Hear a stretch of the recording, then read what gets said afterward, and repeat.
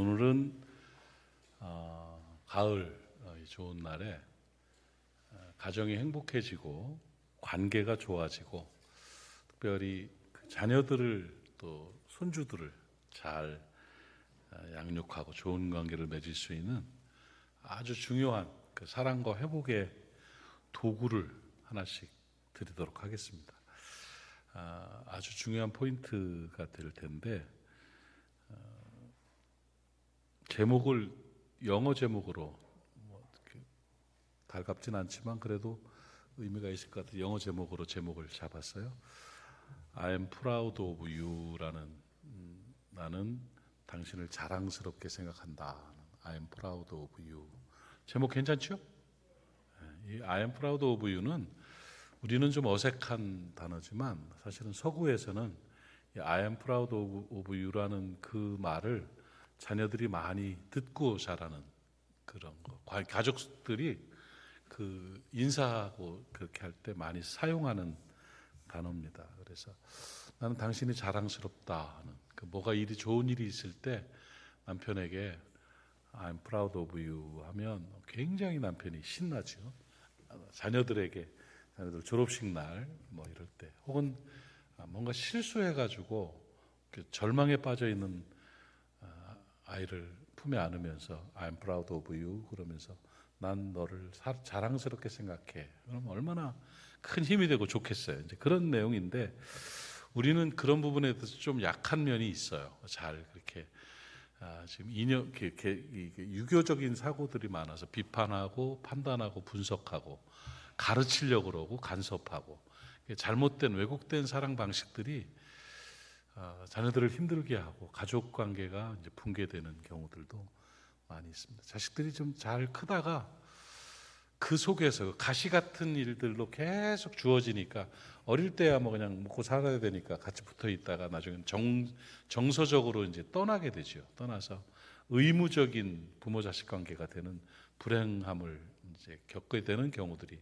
많이 있는데 이제 그런 것들이 다 달라질 수 있어요. 그 다 변할 수 있고요. 정말 친밀한 관계로 애틋한 마음으로 그렇게 살아낼 수 있는 좋은 방법들이 있습니다. 나는 당신을 자랑스럽게 생각한다는 이 문장 하나가 인생을 바꾸는 문장이 되는 거예요. 여기에 나의 관점이 담겨 있고 내 언어가 창조의 능력이 나타나기 때문에 그렇습니다. 여러분, 사람이 좀 바뀌고 관계가 변화되려면 획기적인 변화가 있어야 된다고 착각하지요. 여러분, 사람이 엄청 확 바뀌어버린단 말이죠. 사람이 확 바뀌면 정신병원 가야 돼요. 그건 이상해지는 거야. 확 바뀌면 안 돼요. 180도 달라지면 그게 제정신입니까? 180도 달라지면 안 되잖아요. 사람의 변화는 궤도의 수정이에요. 그러니까 사람이 변한다는 것은 1%만 달라지면 돼요. 궤도만 살짝 달라지면 그 사람이 전혀 다른 사람으로 다른 모습으로 살아가게 된다 하는 것입니다. 이 관심과 언어, 그러니까 사람이 어떤 시선으로 보고 어떤 태도로 말하느냐가 인생을 결정하는 거죠. 그러니까 정말 제가 늘 말씀드리지만 맨날 가시밭길 같이 맨날 싸우고 부딪히고 그러니까 트러블이 많은 인생을 사는 사람이 있어. 그게 뭐냐면 말 때문에 그래요. 이 말 본세를 바꿔야 돼요. 그러면 나중에 외로워져요. 그거 안 바꾸면 할 말 다 하고 가시도친 말 하면서 살아가면은요. 몰라요. 자기 속은 편한지 몰라도 나중에는 주변에 사람이 없어집니다. 그래서 이 관점, 시각과 언어가 달라지면 세상이 달라지는 거거든요. 그러면 꽃길을 걷게 돼요. 그러니까 그거를 좀 분명하게 알고 살았으면 좋겠어요. 청소년 사역을 하다 보면 부적응 청소년들의 80% 이상 거의 다라고 봐도 그 과언이 아닌데 걔들이 다 상처 때문에 그렇게 돼요. 그 공격받은 상처로 그걸 참지 못해서 뒤집어져 가지고 착하던 애가 다 나빠지는 거예요. 그래서 그 IP들은 다 착했던 애들이에요. 근데 그 원인이 다 어디냐면 엄마 때문에 그러고 아버지 때문에 그래요. 근데 그 엄마 아버지들을 만나보면 한 명도 내가 우리 아이들을 얼마나 사랑하지 않느냐 하면서 사랑치 않는다는 부모가 한 명도 없어요. 그런데 아이들은 가시에 찔려 고통받다가 이렇게 부적응 청소년이 돼버리고 인생이 망가지는 경우들이 참 많지요. 왜냐하면 궤도가 자기들이 잘못 알고 있는, 사랑을 잘못하고 있는 거야. 사랑을 배워갖고 해야 되는데 함부로 하는 거예요. 자기 생각대로 사랑하면 되감? 안 되지요. 운전도 배우고 해야 되는데 그냥 하면 갖다 들이받는 것처럼 그냥 그 틀에 가둬놓고 비난하고 판단하고 함부로 하고 그러면서 막 비교하고 이렇게 되니까 제일 나쁜 거를 계속 사랑이라는 이름으로 공급해 주니까 사회적으로도 적응이 안 되고 행복도 누릴 수가 없는 그런 관계가 되는 거죠. 실적 위주의, 성과 위주의 판단을 하게 되는 부모들이 얼마나 많은지 몰라요. 그래서 지금 먼저 부모와 자식 간에, 부부 간에, 교우들 간에 그런 신뢰관계, 인간관계는 신뢰관계예요. 믿어지는 거. 제가 어제 그 식사를 하다가 그 TV를 틀었더니 그 오은영 박사님이 하는 뭐죠? 그거 금쪽이 그거 옛날 지난 거를 이제 재방송을 해주는 것 같더라고요. 한 꼭지를 제가 보면서 감동을 받았는데 어떤 아이가 6학년짜리 아이인데 그 게임 중독에 빠졌어요. 그래서 컴퓨터 중독에 빠져가지고 24시간 그것만 하는 거야. 그러니까 부모가 견딜 수가 없어 해요. 막 너무 힘들어. 근데 애가 그러면서 폭력적이 되고 당연하죠. 그 속에 갇혀 있으니 뭐 그 아이가 경험을 많이 하겠어요? 뭘 하겠어요? 그러니까 아마 흐트러지는. 그러니까 이제 상담을 해가지고 컴퓨터를 애가 잘 때 박스에다 다 넣어놓고 그 다음에 핸드폰을 몰래 훔쳐다가 자고 있는 애 거를 가져다가 박스에 넣어가지고 잠궈버리고 그러면서 이제 엄마 아버지가 아이한테 설명, 너가 치료되려면 이제 하면 안 된다. 그러니까 애가 거의 미치더라고요. 막 벽에 가서 막 벽을 치고 머리로 박고 난리가 나는 거, 욕을 하고 그러다가 나중에는 지난날 막 히히히 웃어 막 며칠 하루 지나고서 헤헤 막 그러면서 그러다가 막 그 못 견디는 거지. 그 금단 현상이 나타나는 거예요. 막 그러다가 갑자기 바깥에 후다닥 뛰어나가더니 그 쓰레기 모으는 재활용품 모으는 데 가서 병을 주워가지고는 그냥 길에다가 막 던져서 쫙쫙 깨버려요. 그 누가 어떻게 맞아 어떻게 다칠 줄 알아. 그러니까 못 참는 거야. 애가 막 견디지를 못해. 와, 그렇게 되더라고요. 그런데 그 아이가요 마음에 굳게 먹고 그거를 이겨보려고 그래. 초등학교 6학년이 이겨보겠다고, 자기가 한번 끊어보겠다고, 자기가 이에서 벗어나고 싶다고 하면서 막 그 상담하는 얘기를 하는데 너무 감동스럽더라고요. 결국은 뭐 잘 해결된 결과가 있겠지만 끝까지는 못 봤지만 아무튼 간에 그 아이가 그렇게 달라져. 그 자기 스스로 잘 안 되거든요. 알코올 중독이나 마약 중독이나 게임 중독은 똑같은 금단 현상이 나타난대요. 그 전두엽이 이게 망가지면서 문제가 발생하는 거라 굉장히 어려운 일인데 그거를 참고 이겨나가는 모습이 너무. 그런데 왜 이걸 이기려고 그래? 왜 이걸 극복하려고 그래? 하는데 그 아이 대답이 기가 막혀요. 뭐 때문에 네가 이 고통을, 이 어려움을, 이 금단 현상을 이기고 초등학교 6학년밖에 안 된 것이 이걸 이겨보려고 노력을 하니? 했더니 딱 한마디 했어요. 뭐라 그런 줄 알아요?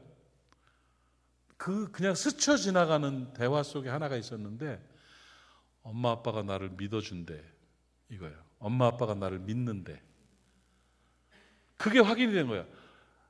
금초가 엄마는 너를 믿어. 너 잘 이겨나갈 거야 하는 그 한마디가 그냥 마음이 확 박혀진 거예요.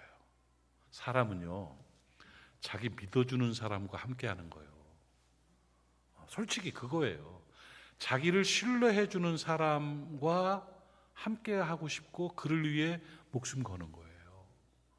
부부관계는요 남편이 아내를 신뢰하고 아내가 남편을 신뢰하는 거예요. 부모 자식 관계는 신뢰관계예요.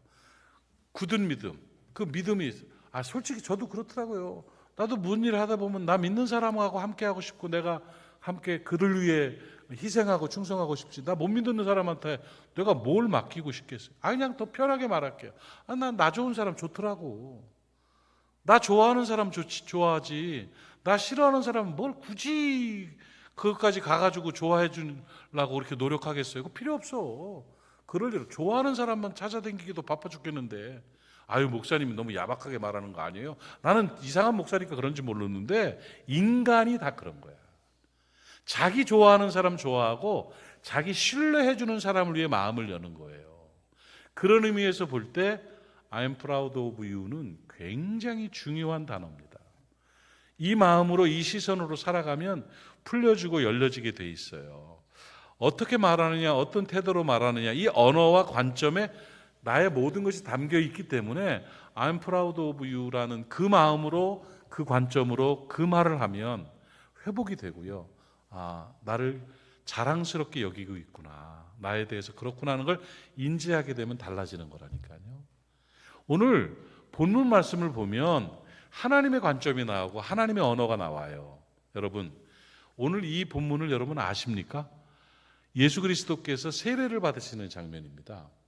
예수님이 세례를 받으시고 물 위에 올라오셨는데 하늘이 열렸어요.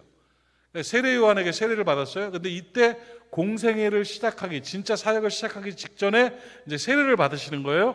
그런데 하나님의 성령이 비둘기같이 내려오시고 자기 위에 임하셨어요. 예수님 위에. 그러니까 그 위에서 다시 이제 17절을 보면 음성이, 성부 하나님의 음성이 들렸어요.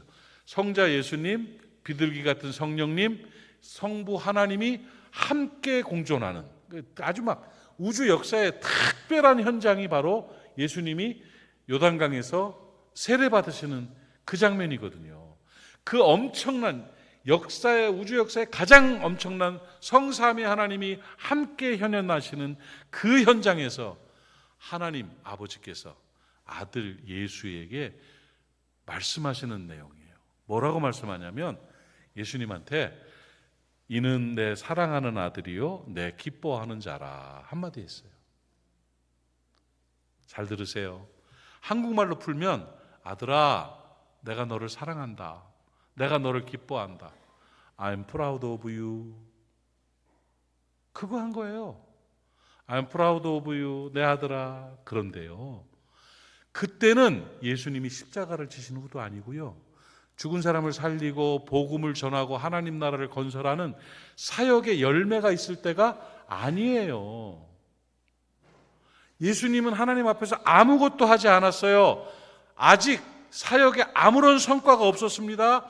기적도 없었습니다. 성취된 기반이나 성과가 없었습니다. 그럼에도 불구하고 하나님께서는 그 아들을 향하여 이는 내 사랑하는, 내가 나 이 아들을 사랑한다, 난 너를 기뻐한다, I'm proud of you를 주신 거예요. 왜? 하나님의 관점은 이뤄놓은 성과가 아니라 존재를 인정하시는 거거든요. 아들이야. 존재 자체로 I'm proud of you가 되는 거예요.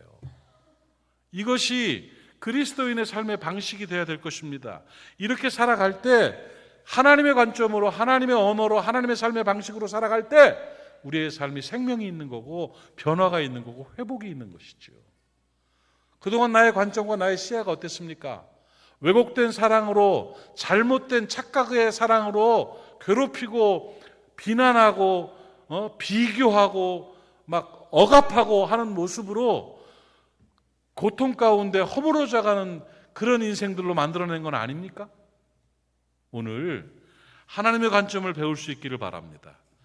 이 하나님의 사랑의 언어가 우리 안에 들어올 때 베드로 사도께서 말씀하시기를 누가 말하려면 하나님이 말씀하시는 것 같이 말하라고 그랬어요. 그 하나님이 말씀하시는 것 같은 말이 I'm proud of you예요. 얼마나 힘나겠습니까? 얼마나 신나겠습니까? 얼마나 회복되겠습니까? 이것이 하나님의 방법이고 하나님의 뜻인 것입니다. 오늘 저는 이 말씀을 드리면서 먼저 개념을, 중요한 개념을 두 단어를 소개해 드리려고 그래요. 이제 잘 들으셔야 돼요. 이거를 못 들으면 전체적인 I'm proud of you에 대한 메시지의 그 흐름을 잘 알 수가 없으니까 잘 들으세요. 제가 이제 그 저녁에, 작년부터 저녁에 그 EBS를 중심으로 해서 그 공부를 하는 게 있어요. 1시간 반 정도 걸리는데 평균적으로 그 공부를 뭐 일주일에 한 3, 4일은 그렇게 하는 것 같아요. 그 공부가 뭐냐면 나는 신학하고 또 사회복지학이나 관계론을, 심리학을 공부했기 때문에 물리적인 이치에 대해서 좀 약해. 그래서 그 공부를 했는데 너무 재밌어요. 물리학을 제가 공부하면서 뭐 알죠, 물리학. 사물의 이치를 배우는 학문인데 뭐 전공을 하고 전문적으로 하는 게 아니라 상식적인 개념들을 이제 정리를 하고 있어요. 그 물리학에 나오는 아주 중요한 단어 하나가 있습니다. 그게 뭐냐면 연력학 제2법칙이라는 게 있어요. 여러분 질량 보존의 법칙이니 뭐 이런 거 들어봤죠? 왜 이래요 오늘? 들어봤죠? 근데 그 중에 연력학 제2법칙이라는 게 있어요. 연력학 제2법칙은 뭐냐면 독일의 물리학자인 클라우지우스라는 사람이 1864년도에 이제 발표한 이름의 법칙이 뭐냐면 연력학 제2법칙에 엔트로피라는 단어가 있어요. 한번 따라합시다. 엔트로피 법칙. 이게 연력학 제2법칙이에요. 이 클라우지우스가 엔트로피라는 단어를 가지고 이제 이걸 설명을 했는데 세상 사물의 이치, 자연계의 이치는 뭐냐? 엔트로피 법칙에 의해서 움직여진다는 거예요. 그럼 엔트로피 법칙이 뭐냐 하면 이 엔트로피 법칙 좀 어렵죠? 쉽게 얘기해 줄게요. 엔트로피 법칙은 뭐냐면 자연계와 물질계의 모든 변화는 엔트로피 법칙에 따라서 질서에서 무질서 상태로 붕괴된다는 거예요. 붕괴되고 퇴화하고 부패하게 된다. 어려울 거 하나도 없어요. 세상의 자연계는 놔두면 다 무너지고 부패하고 흐트러지죠. 그게 이제 엔트로피 법칙이에요. 그러니까 예를 들어 쇠에 놔두면 어떻게 녹슬죠? 녹슬어요. 연기는 흩어지잖아요. 그렇죠? 나무가 죽으면 썩잖아요. 사람도 죽으면 썩잖아요. 그게 이제 무질서로 된다는 거예요. 이게 엔트로피 법칙이에요. 그래서 세상의 모든 것들은 시간이 지나면 엔트로피 법칙에 따라서 전부 무질서가 되고 붕괴가 되고 퇴화가 되고 부서지는 거예요. 그게 법칙이야. 그게 우주 법칙인데 이 엔트로피 법칙을 그냥 자연현상과 물리학에서만 이야기한 게 아니라 이 엔트로피 법칙을 끌어들인 게 심리학이었어요. 그리고 인간관계론에서 생활의 엔트로피를 얘기하기도 하고 뭐 이러면서 이제 설명들을 했는데 그러니까 사람에게도 그렇다는 거예요. 인간관계라든지 삶 속에서도 자녀들을 이제 사랑을 주지 못하고 잘못된 사랑으로 이렇게 방치하면 나중에 무질서하게 된다는 거죠. 그렇게 되죠. 무질서하게 되고 냉각이 되고 관계가 무너진다. 그래서 정서나 관계에도 엔트로피 법칙이 적용된다 하는 이야기를 해요. 그러니까 세상은 전부 다 거꾸로 가고 흐트러지고 무너지고 불화하고 싸우고 사람이 인간관계 잘못한 사람들은 어때요? 시간이 갈수록 그러니까 처음에는 친했다가 나중에 시간 지나면 원수가 돼. 점점 관심이 없어져. 무질서하게 돼. 그래가지고 막 나중에 외로워져. 점점 친구가 없어져. 고독하게 돼. 나이가 많으면 사람들이 많아야 잘 산 건데 나이를 먹어가면서 점점 고립이 돼버려요. 그래서 막 우울증도 걸리고 고독사도 하고 심지어는 가족들까지도 엔트로피 법칙 하에서 멀어져 가고 이래야 되는 경우도 있다는 거지요. 여기까지 알겠어요? 그런데 이 엔트로피로 끝나는 게 아니라 엔트로피와 반대되는 법칙이 나왔어요. 지금 나온 건 아니고 이게 꽤 오래전에 1900년 그러니까 또 전에 이게 루이지 판타피라는 수학자 이태리 수학자가 처음 이 엔트로피의 반대 용어 개념을 사용했는데 그 이름이 뭐냐면 신트로피라는 거예요. 엔트로피는 질서에서 무질서로 간다. 근데 신트로피는 반대로 생명력이 있는 곳에서는 무질서에서 질서로 간다는 거예요. 그러니까 거꾸로 가는 거예요. 신트로피는 이게 그 히라버인 신트로포스라는 그 생명 에너지의 수렴이라는 뭐 그런 개념인데 설명 잘 못하죠, 나 지금. 잘 해요? 알아듣겠어요? 고마워요. 신트로피는 변화, 달라지는 거예요. 무질서에서 질서로 가는 거예요. 퇴화에서 진보로 가는 거예요. 점점 생성돼 가는 에너지가 되는 거예요. 이게 신트로피라는 거예요. 이거는 누가 이거를 보급하고 이 말에 대해서 막 널리 알렸냐면 알베르트 센트죄르지 이름이 진짜 알베르트 센트제르지라는 그 노벨 의학상을 받은 의사예요. 그분이 이 신트로피에 대해서 굉장히 강조했는데, 여러분 알베르트에 대해서 아세요? 모르죠? 모르지만 여러분은 굉장히 혜택을 받고 있어요. 그분이 비타민 C를 발견했어요. 비타민 C 다 먹잖아. 그분이 비타민 C만큼이나 중요하게 여기고 보급한 용어가 뭐냐면 신트로피라는 거예요. 신트로피 법칙, 자연계에서 일어나고 있는 엔트로피 법칙은 질서에서 무질서로 발전하지만 이게 중력의 법칙이죠. 그런데 생명계에서는 이와 반대로 무질서에서 질서로, 혼란에서 회복으로, 어둠에서 밝음으로 회복되는 게 바로 신트로피라는 거예요. 이제 설명됐어요? 신앙은 신트로피일까요? 엔트로피일까요? 신트로피죠. 신트로피는 복음 법칙이고 은혜 법칙입니다, 여러분. 하나님은 엔트로피의 신트로피예요. 생명이시니까 신트로피예요. 엔트로피는 자연계의 법칙이에요. 연력학 제2법칙이에요. 신트로피는 생명의 법칙이라고요. 자, 하나님은 신트로피적인 생명력으로 우리와 함께 하시는 분이라고요. 창세기 1장 1절을 보면 태초에 하나님이 천지를 창조하시느라 말씀하셨지요. 몰라요? 알아요? 맞죠? 2절에 보면 그때의 자연계의 모습을 보여주고 있는데, 땅은 혼돈하고 공허하고 흑암이 가득하고 하나님의 신은 수명인에 운행하시는데 3절에서 빛이 있으라 하시니 빛이 있었어요. 창조의 역사가 나타났어요. 그 무질서에서 질서가 부여됐다고요. 하나님의 개입은, 하나님의 역사하심은 생명력이고 신트로피의 역사가 나타난 것이요.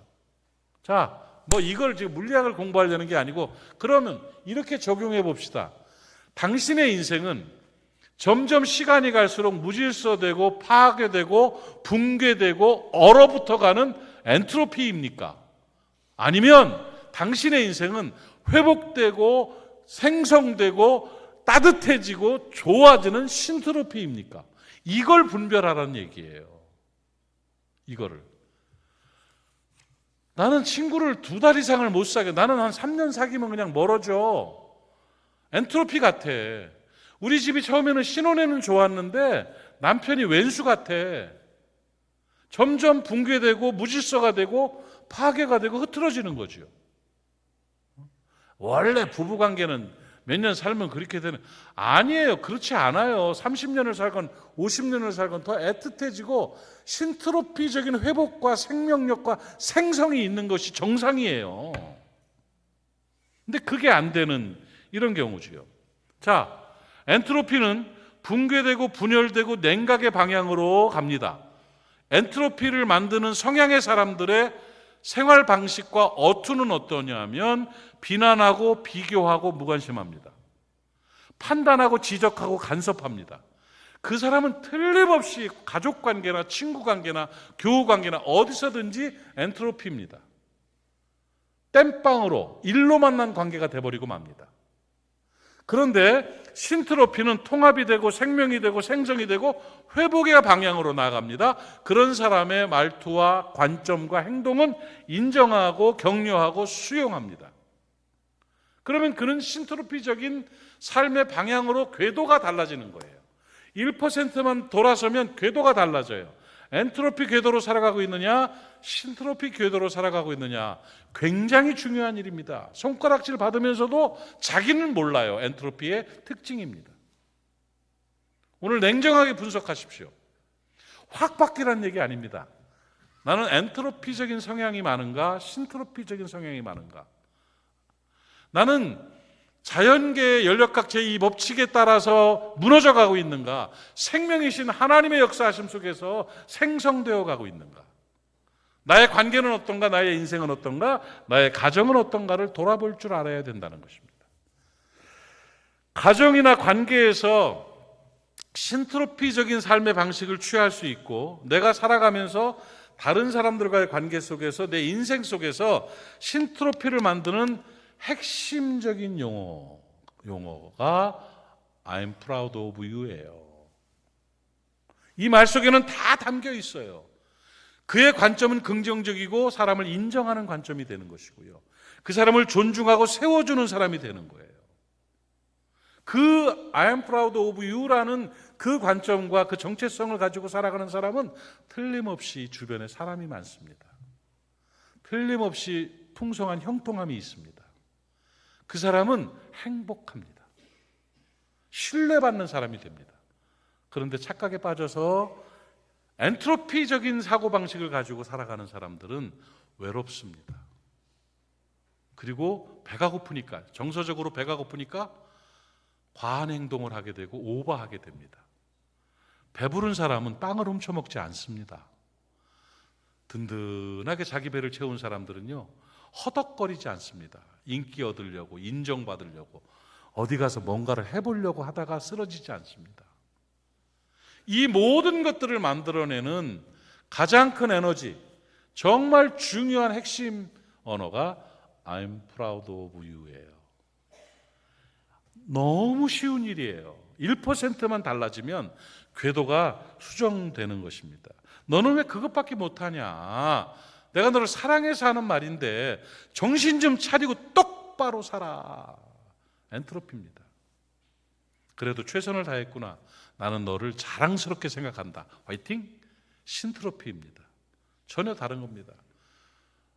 상담 사례들을 봤더니 어떤 청년이 말을 했습니다. 나는 항상 부족한 사람이라고 느낍니다. 어릴 때부터 나는 비난의 말과 지적질과 비교의 말을 많이 듣고 자랐습니다.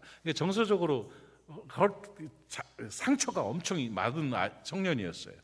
그랬는데 그가 상담사에게 와서 그렇게 자기 고백을 했을 때 집안도 괜찮고 다 그랬는데 그 상담사가 하는 말이 아이고야, 그렇게 어려운데도 불구하고 그걸 이기고 여기까지 온 너 정말 네가 자랑스럽다.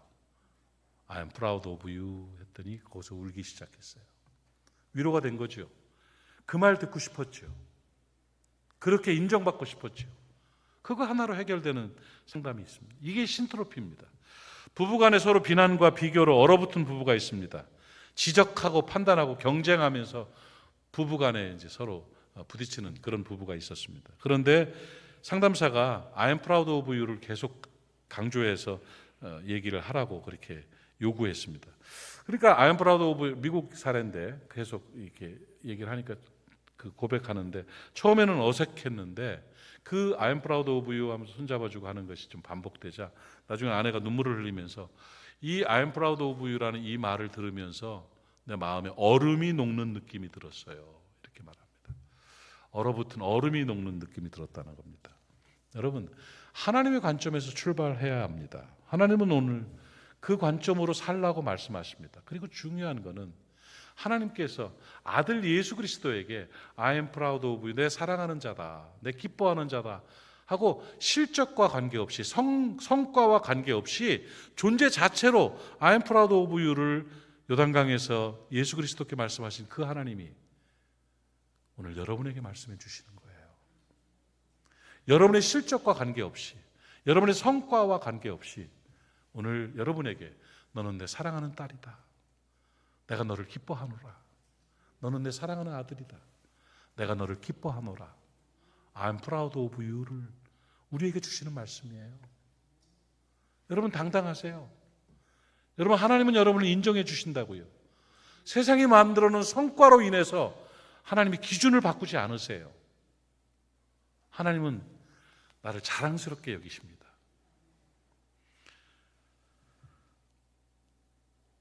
나는 너를 자랑스럽게 여긴다는 이 언어들을 계속 흘러보내야 됩니다, 여러분. 여러분의 자녀들을 그렇게 말해 주십시오. 요즘같이 오래 사는 세상 속에서 100년도 넘게 살 아이들한테 그 1시간, 1년 뭐 그게 그렇게 중요합니까? 그 아이의 자존감이 중요한 것이고 하나님 은혜 안에서 잘 살아갈 수 있도록 신트로피의 역사가 나타나도록 그 궤도로 올려놓는 게 중요한 거니까 I am proud of you를 계속 말해 주십시오. 특히 외로운 남편에게 나는 당신을 자랑스럽게 여긴다고 솔직한 존재로서의 그런 고백을 해 주십시오. 남자는 인정받고 싶어서 사는 사람들입니다. 신뢰받고 싶어서 삽니다. 그거 아니면 살 가치 없습니다. 근데 여자들이 남자 사용 설명서를 잘 몰라요. 남자들은 그냥 인정해주고 신뢰해주면 끝나요. 다른 거 계산 안 합니다. 그게 없으니까 허덕이는 거예요. 그게 없으니까 엔트로피가 되는 거라고. 뭘 그래 힘들어 그게. 뭐 때문에 그걸 못해. 남자는 그런 거예요. 그렇게 해주세요. 여자는 더 그래요. 아내 다루는 방법은 I'm proud of you예요. 나 너 존중한다. 너 아낀다. 너 자랑스럽다. 그럼 그렇게 돼가는 거예요, 사람은요. 자녀들을 멋진 사람으로 우리도 모르게 처있는 유리벽을 부수고 위로 뭐 솟구쳐 올라가가지고 영향력 있는 사람으로 키워놓고 싶어요? 좋은 학원 보낸다고 될 것 같아요? 지역 바꾼다고요? 아니에요. 그의 행복과 그의 위대한 삶은 엄마 아버지가, 할머니 할아버지가 자기를 인정해 주는 거예요. I'm proud of you예요. 그렇게 삐뚤어져가지고 분노 조절이 안 되고 폭력적으로 유리병을 깨부시면서 머리를 짓지던 그 금쪽이가 엄마가 나를 믿어준대. 그래서 나는 게임 끊을 거야. 이 고백이에요. 그 원리들 속에 살아갈 수 있기를 바랍니다. 숙제 드릴게요. 오늘 집에 가서 꼭 가족들에게 I'm proud of you. 또 영어로 하다가 또 헷갈리게 하지 말고 그냥 내가 자랑스러워. 당신이 난 자랑스러워요. 그 한마디. 신뢰합니다. 사랑합니다. 그 한마디만 있으면 다 풀려요. 그렇게 신트로피의 궤도로 들어가십시오. I'm proud of you를 활용하십시오. 인생이 달라질 것입니다. 하나님의 관점이고 하나님의 방법이에요. 아멘이십니까?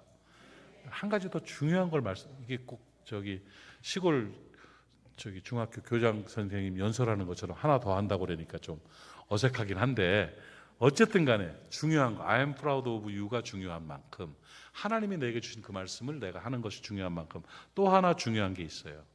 이 신트로피는 자신을 향할 수 있어야 된다는 겁니다. I am proud of you도 중요하지만 나를 자랑스럽게 여기는, 거울 앞에 서서 자신에게 I am proud of me도 필요한 거예요. 나는 내가 자랑스럽다. 내가 나를 인정한다. I am proud of me. 내가 자랑스럽다는 선언을 하면서 하나님이 나를 사랑하시고 나는 나를 자랑스럽게 여기고 나는 그대를 자랑스럽게 여기는 이 모습이 생명력이고, 이것이 신트로피고, 이것이 요단강에서 새 인류 구원을 위해 역사하시는 그리스도 아들에게 선언하신 이 음성이 생명이 되는 것입니다. 이것이 오늘 우리의 것이 되어야 됩니다. 그리스도인들은 그런 모습으로 살아가야 됩니다. 종교적인 이념과 어떤 신념들, 교리들 속에서 종교 행위가 몰입 대상이 아닙니다. 정말 하나님을 닮아가는, 하나님과 같은 관점과 같은 언어를 사용해서 하나님이 주시는 생명력과 풍성함을 누리는 그런 은혜가 우리에게 있어야 합니다. 이것이 신앙입니다. I am proud of you. 이 은혜가 오늘 우리에게 있기를 주님의 이름으로 축복합니다. 기도합시다. 하나님 아버지, 오늘 함께 나눈 이 말씀이 우리의 평생을 지배하고 우리의 삶의 궤도를 수정하는 엔트로피에서 신트로피로 변화되는 역사가 되기를 원합니다. 우리의 입술을 제단 숯불로 지져주시옵소서. 우리의 눈을 열어주시어서 아버지 하나님, 생명 있는 하나님의 시각으로, 하나님의 언어로 사용할 수 있도록 도와주시옵시며, I am proud of you라는 이 귀한 생명의 말씀, 생명의 언어가 우리의 삶을 지배하고 우리를 변화시키는 능력 되게 하여 주시옵소서. 나 때문에 우리 가정이 행복해지게 하시고, 나 때문에 우리 아이들이 잘 자라나게 하시고, 교회가 복되게 하시고, 가는 곳마다 생명의 빛이 퍼져나가는 은혜가 있게 해 주시옵소서. 예수님의 이름으로 기도하옵나이다. 아멘.